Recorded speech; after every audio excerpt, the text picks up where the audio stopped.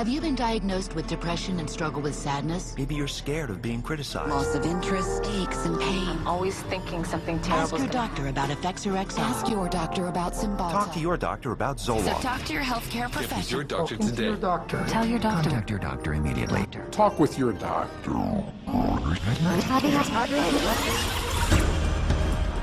Over 40 years ago, leading psychiatrists met in Puerto Rico to map out their vision of the future.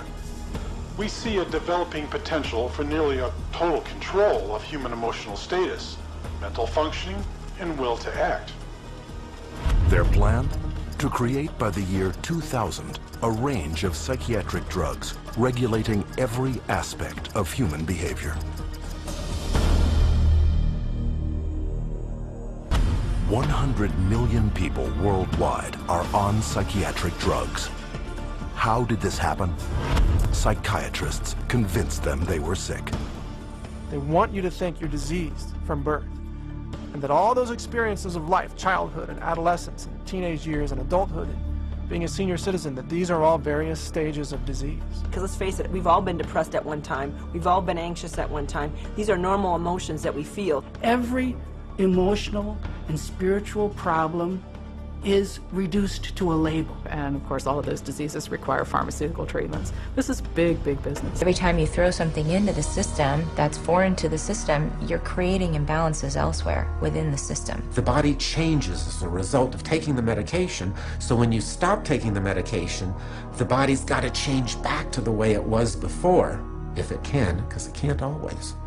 And in doing so, it disrupts the whole system. In spite of the crippling effects of their drugs, psychiatrists and drug companies have used them to create a huge and lucrative market worth billions. And they've done this by naming more and more of life's problems as medical disorders, requiring psychiatric treatment. For example, shyness becomes social anxiety disorder. Loss of a loved one, major depressive disorder. Homesickness, separation anxiety. Suspicion, paranoid personality disorder. Having ups and downs, bipolar disorder. Distractibility, ADHD.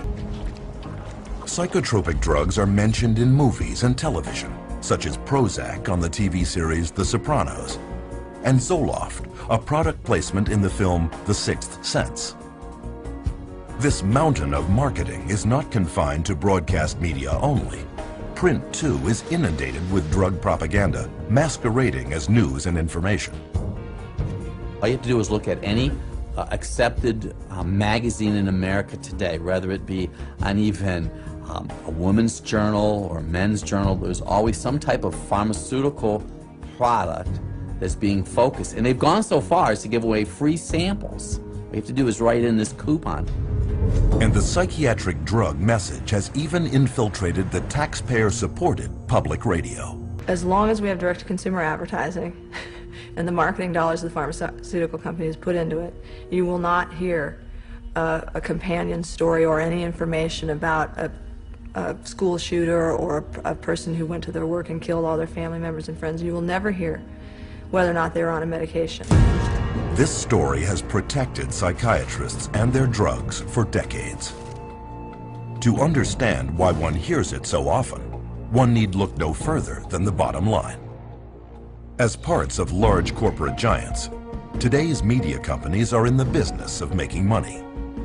And to their CEOs, keeping stock prices high is part of their job description. And when pharmaceutical advertising money is your lifeblood, there is little chance you will rock the boat. With traditional sources so compromised, one might wonder if the information they're getting on psychotropic drugs really is the whole story. But what about the internet? Well, psychiatrists and drug companies are already pushing psychotropic drugs in cyberspace too, with very few restrictions. If a patient goes online and looks up a drug and puts in a drug's name, and there'll be a bunch of sites that come up, many of those sites will be funded by the drug companies, but you won't be able to tell from the site.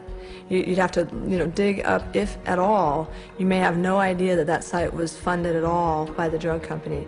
And especially those ones like Ask a Doctor. those are definitely drug company driven. Through every communication outlet they can influence, psychiatrists and drug companies team up to drum out one single relentless message. You are sick. We've got the answer. And ask your doctor.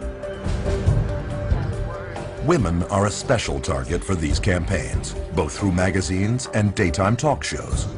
This appears to be working, with almost 2/3 of all psychotropic drugs taken by women.